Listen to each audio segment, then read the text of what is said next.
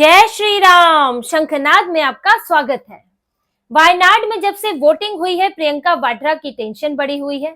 वायनाड को लेकर बड़े बड़े दावे करने वाली कांग्रेस और उसके नेता अब चुप्पी साधे बैठे हैं, क्योंकि वायनाड में इस बार अब तक की सबसे कम वोटिंग हुई है। 64% वोटिंग हुई है, जो कि वायनाड में 2009 में जब सबसे पहले यहाँ पर चुनाव शुरू हुआ था तब से लेकर अब तक की सबसे कम वोटिंग है। और ये जो वोट प्रतिशत है, ये कांग्रेस के उस दावे को धराशायी कर देता है जिसमें कांग्रेस ने प्रियंका वाड्रा के लिए 5 लाख के वोट मार्जिन का दावा करा था। 5 लाख का वोट मार्जिन जो अभी तक राहुल गांधी तक को नहीं मिला। जब राहुल गांधी सबसे पहली बार चुनाव लड़े थे तो 4 लाख 4.5 लाख करीब मार्जिन मिला था और प्रियंका वाड्रा के लिए उन्होंने 5 लाख का मार्जिन रखा।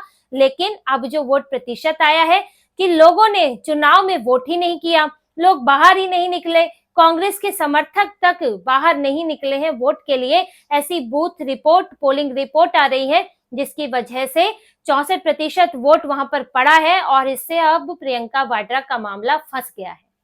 प्रियंका वाड्रा के जीतने पर तो संशय लगा ही है, लेकिन अगर वो जीत भी जाती है तो भी उनका मार्जिन बहुत कम होने वाला है। उनका मार्जिन 1-1.5 लाख तक सिमट कर रह सकता है, क्योंकि लोगों ने इस बार वोट नहीं किया है, उनमें उत्साह ही नहीं था इस चुनाव को लेकर। और बहुत से ऐसे फैक्टर थे जो प्रियंका वाड्रा पर इस चुनाव में भारी पड़े हैं और इस वजह से ये वोट मार्जिन इतना कम हुआ है। और देखिए, ये 1 लाख 1.5 लाख का मार्जिन कांग्रेस के लिए हार के बराबर ही है, क्योंकि प्रियंका वाड्रा जो कि गांधी परिवार की बेटी है, उनको तो लाखों के अंतर से जीतना चाहिए था। और जब राहुल गांधी वहां पर महाराष्ट्र झारखंड छोड़कर वायनाड में ही बैठे रहे, वो कई बार वायनाड गए, जिन्होंने वायनाड और रायबरेली में से रायबरेली को चुना, वो आई लव वायनाड की टी शर्ट पहनकर घूम रहे थे, रस्सियों से लटक लटक कर प्रचार कर रहे थे। और ऐसे में वो जगह जहां पर मुसलमान 41% है, वहां पर कांग्रेस को अगर 1 लाख 1.5 लाख का मार्जिन मिलेगा तो ये उसके लिए शर्मनाक हार जैसा ही होगा।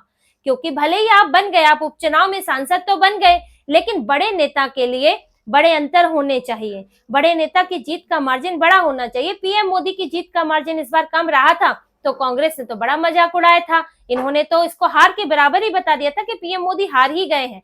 तो फिर क्यों ना माना जाए कि प्रियंका वाड्रा अगर इतनी कम मार्जिन से जीतती है तो ये उनके लिए हार के बराबर है। और ये जो कम मार्जिन है, जो अभी वोट प्रतिशत कम हुआ है, ये मार्जिन के साथ कैसे जुड़ा हुआ है, आप इन आंकड़ों से भी आपको बताएंगे कि अब तक का वोट प्रतिशत कितना रहा और कैसे कांग्रेस को जो वोट पड़ता है उस पर इस वोट प्रतिशत का क्या अंतर पड़ा है। इन आंकड़ों से आप इसे समझ सकते हैं। वायनाड लोकसभा में वोट प्रतिशत 2009 में जब पहली बार वायनाड संसदीय क्षेत्र बना और वोटिंग हुई तो 74.46% वोट पड़े। 2014 में 73.25%, 2019 में 80.33%, जब राहुल गांधी ने पहली बार चुनाव लड़ा था 2024 में उसके बाद 72.92%, 2024 के उपचुनाव में 64.24%, यानी कि सबसे कम इस बार जो है वोटिंग हुई है। इसके बाद राहुल गांधी की जीत का अंतर कैसे घटा? 2019 में राहुल गांधी को 4,31,000 वोट मिले थे जब 80% मतदान हुआ। 2024 में 3,64,000 वोट मिले जब 72% मतदान हुआ। और उनकी वोट प्रतिशत उनको कितना मिला? 2019 में 65%, 2024 में 60%।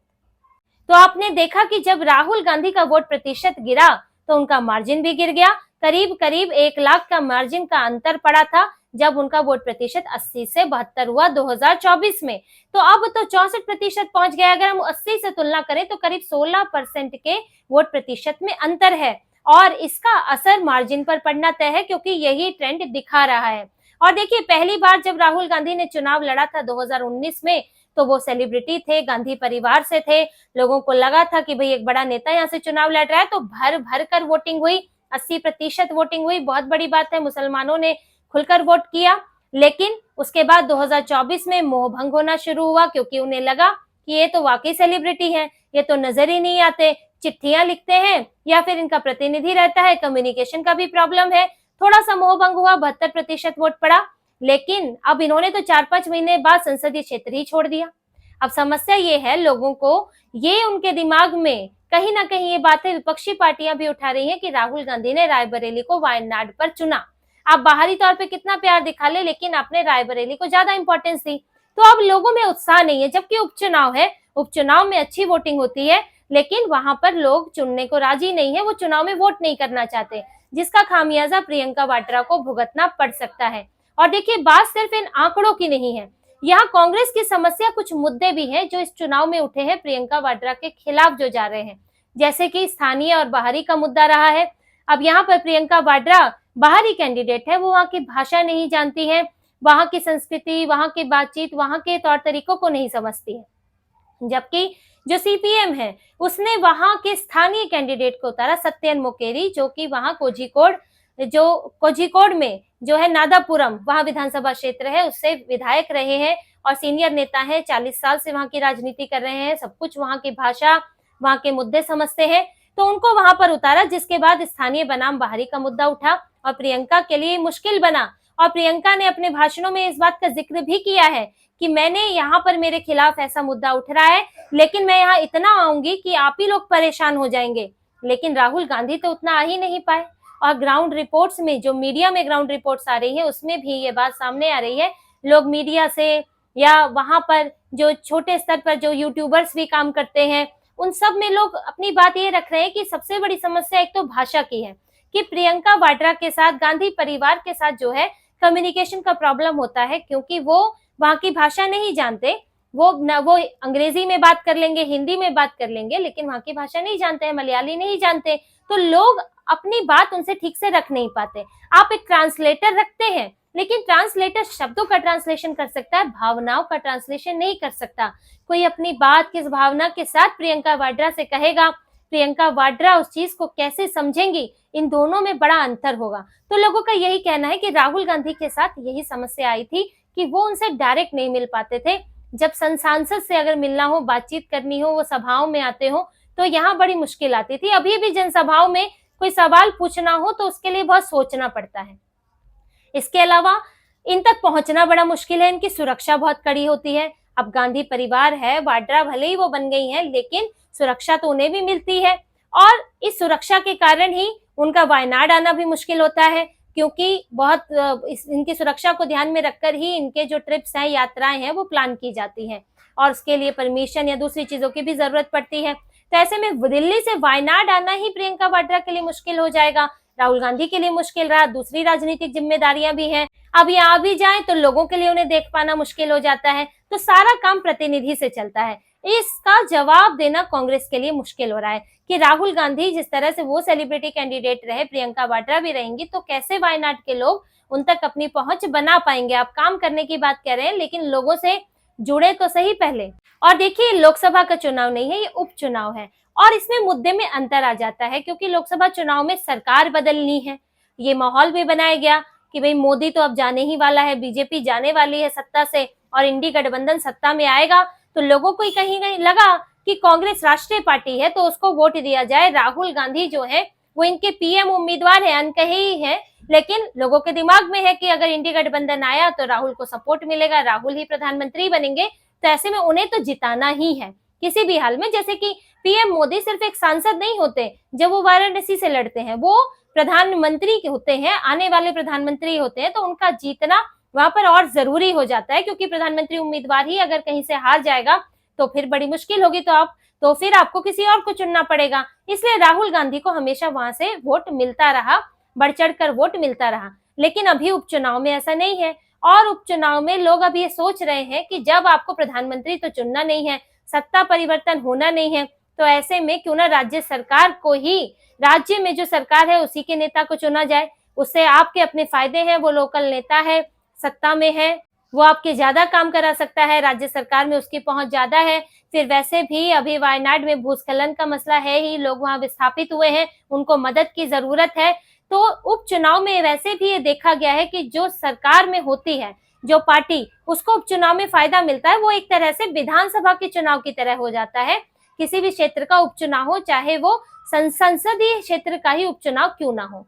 और यही बात अब कांग्रेस को खटक रही है कि ये सब फैक्टर प्रियंका की जीत पर, प्रियंका के जीत के मार्जिन पर असर डाल सकते हैं। और इस बार एक दिक्कत और हुई है कांग्रेस के साथ कि एक तो उसका नाम जमात के साथ जोड़ा गया, क्योंकि जमात की बात की है, और जमात की जो इनकी राजनीतिक इकाई है वेलफेयर पार्टी, उसने भी कांग्रेस को जो है समर्थन की घोषणा कर दी है, जिसका मुद्दा सीपीआईएम ने उठाया। यहाँ तक कि पिनराई विजयन सीएम खुद वहां गए हैं।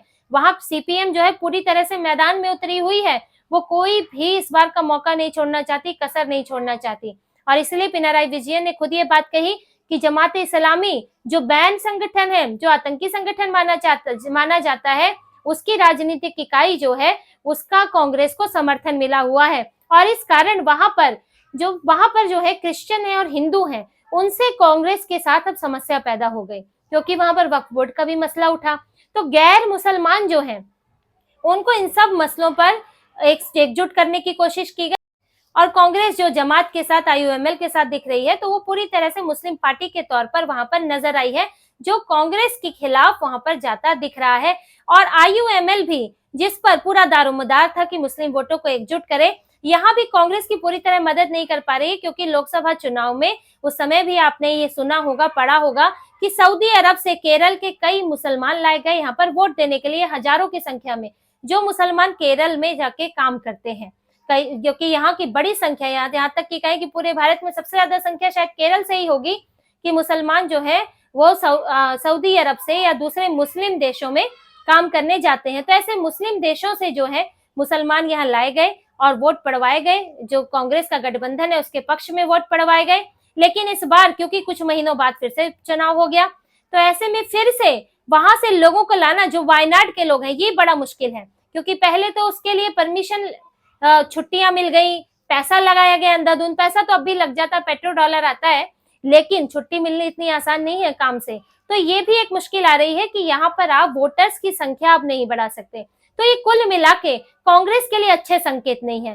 कांग्रेस को यहाँ से जीत भले ही मिले, लेकिन इज्जत बचाना मुश्किल होगा, क्योंकि प्रियंका वाड्रा जो है 5 लाख के मार्जिन से जीतती तो नहीं दिख रही है।